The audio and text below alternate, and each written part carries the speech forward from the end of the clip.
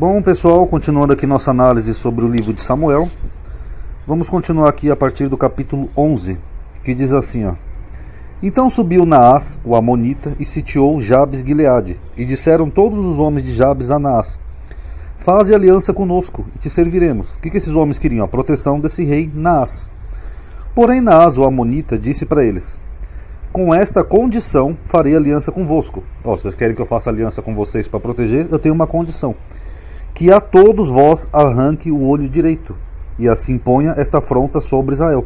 Então ele falou: vocês querem minha aliança para terem proteção? Beleza, mas eu tenho uma condição: que todo mundo arranque o olho direito, aí eu protejo vocês. E aí, pessoal, a gente começa a perceber de onde que vem essa metáfora aqui de Mateus, do Novo Testamento, que Jesus fala assim, ó: E se teu olho te escandalizar, arranca-o e atira-o para longe de ti. É melhor te entrar na vida com um olho só, do que tendo dois olhos seres lançados no fogo do inferno. O que Jesus poderia estar falando aqui? Ou o autor de Mateus, ele poderia estar falando que os israelitas naquela época estavam se aliando aos romanos, que eram inimigos. Então Jesus fala: olha, é melhor você perder um olho, né, se aliar aos romanos, do que você morrer numa guerra judaica romana, que foi exatamente o que aconteceu. Tanto que aqui o termo inferno, já fiz vídeo sobre isso, aqui é só uma metáfora, tá? Não é literal. Então será que não é daqui de Samuel que o autor do Novo Testamento tirou essa referência? É por isso que eu falo que para a gente analisar o Novo Testamento, a gente tem que analisar também o Velho, para ver se não tem referências cruzadas, tá bom? Um outro exemplo aqui, ó. Em Samuel 13,6 ele fala assim, ó: Vendo, pois, os homens de Israel que estavam em apuros, porque o povo estava angustiado, o povo se escondeu pelas cavernas, e pelos espinhais, e pelos penhascos, e pelas fortificações e pelas covas. Então aqui a gente pode notar que pode ter sido dessa parte que o autor do Apocalipse tirou essa referência aqui, ó: E os reis da terra, e os grandes, e os ricos, e os tribunos, e os poderosos, e todo servo e todo livre se esconderam nas cavernas e nas rochas das montanhas.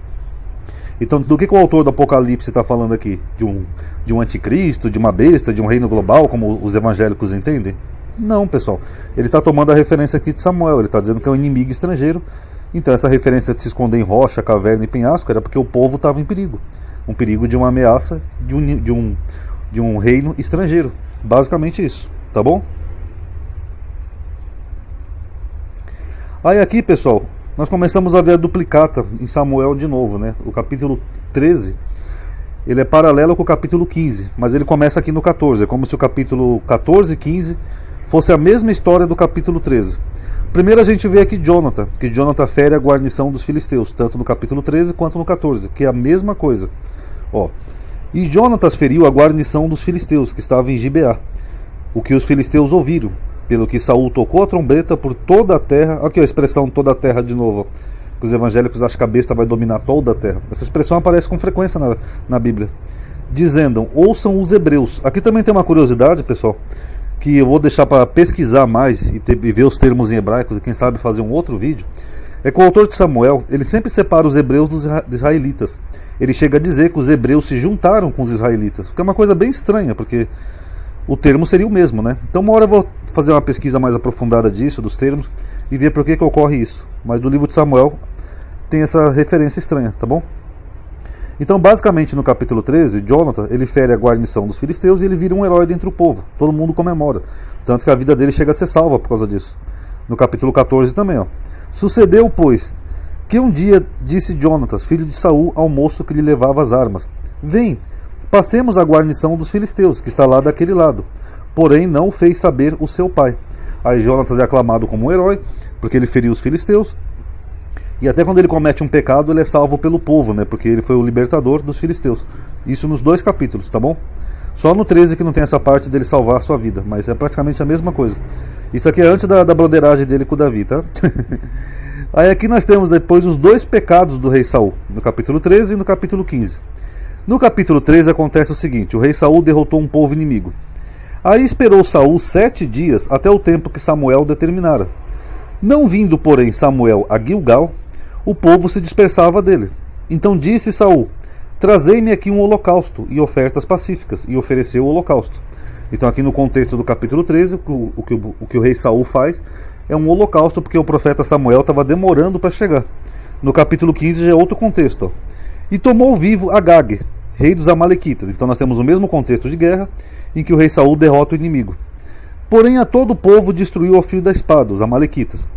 E Saul e o povo pouparam a Agag, e ao melhor das ovelhas, e das vacas, e da segunda ordem, e aos cordeiros, e ao melhor que havia. E não os quiseram destruir totalmente. Porém, a toda coisa vil e desprezível, destruíram totalmente. Então, o que acontece?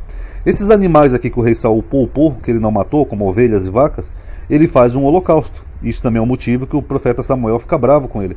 Parecido aqui com o capítulo 13, ó, que o profeta Samuel demorou para chegar, e aí o rei Saul fez um holocausto. Aí aqui no capítulo 13 diz assim, ó, e sucedeu que, acabando ele de oferecer o holocausto, eis que Samuel chegou. Aí Saul cumprimenta ele muito bem, ó. E Saul lhe saiu ao encontro para o saudar, porque até então o rei Saul achava que estava tudo normal. Então disse Samuel, que fizeste? Aí o Saul respondeu, porquanto via que o povo se espalhava de mim, e tu não vinhas nos dias aprazados, e os filisteus já tinham se ajuntado a Miquimás, ele fez o holocausto.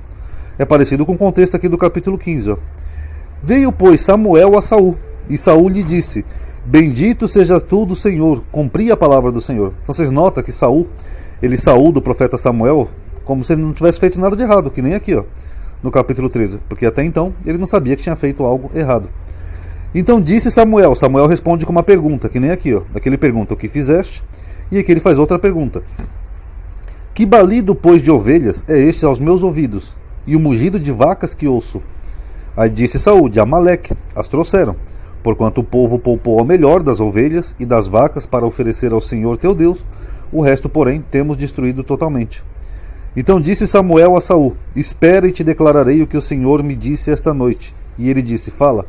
Então o que nós vemos? Aqui ele fez um holocausto no capítulo 13, e aqui no capítulo 15 também ele fez um holocausto, que foi o motivo que deixou Deus irado. A única diferença é que no capítulo 15 ele também salvou o rei dos Amalequitas.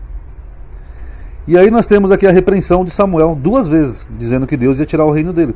Ou seja, Deus já tinha tirado o reino dele no capítulo 13 e Deus retira de novo no capítulo 15, o que mostra que isso aqui é meramente uma duplicata. Vamos ler aqui o 13 primeiro. Ó.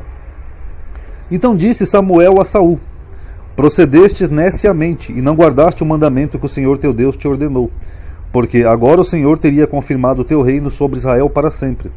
Porém agora não subsistirá o teu reino. Já tem buscado o Senhor para si um homem, segundo o seu coração, e já lhe tem ordenado o Senhor que seja capitão sobre o seu povo, porquanto não guardaste o mandamento que o Senhor teu Deus te ordenou.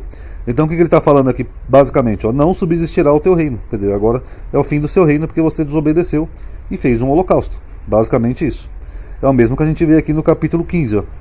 Porém Samuel disse a Saul, não voltarei contigo, porquanto rejeitaste a palavra do Senhor, já te rejeitou o Senhor para que não sejas rei sobre Israel. E virando-se Samuel para se ir, ele lhe pegou pela orla da capa e a rasgou. Então Samuel lhe disse, o Senhor tem rasgado de ti hoje o reino de Israel, e o tem dado ao teu próximo melhor que tu. Então ele fala aqui, ó, hoje o Senhor está te tirando de rei de Israel, hoje. Só que ele já tinha tirado aqui no capítulo 13, ó, agora não subsistirá o teu reino. Então você vê que é uma duplicata. Só os motivos que são diferentes, mas são parecidos. Eu já fiz um livro específico sobre o pecado de Saul, tá? Então eu não vou tocar nesse assunto nesse vídeo, mas a quem interessar possa, os holocaustos que o Saul fez foi considerado pecado, porque Deus não aceita sacrifícios feitos com animais oferecidos a ídolos, que nem tem lá em Atos 15, né? Carnes sufocadas a deuses pagãos. E a parte do rei de Amaleque, só para citar, para não deixar em branco, é porque o rei de Amaleque tinha matado israelitas. Fala assim, ó, disse porém Samuel, assim como a tua espada desfilhou as mulheres, ou seja, matou as mulheres, né? Assim ficará desfilhada a tua mãe entre as mulheres. Então Samuel despedaçou Agag perante o Senhor em Gilgal, tá? Mas enfim, tem todo esse contexto aqui por trás, tá? E por fim, tem a parte aqui do arrependimento, né? Que é curioso que Samuel, quando ele briga com Saul, ele fala assim, ó, e também aquele que é a força de Israel não mente, nem se arrepende. E que ele está falando? Ó, Deus não se arrepende, porquanto Deus não é homem para que se arrependa. Então o profeta Samuel está falando para o rei Saul que Deus não se arrepende, porque ele não é homem para se arrepender. Só que no mesmo livro, no mesmo capítulo, Deus se arrepende duas vezes aqui. Ó. Primeiro aqui no versículo 11. Ó. Arrependo-me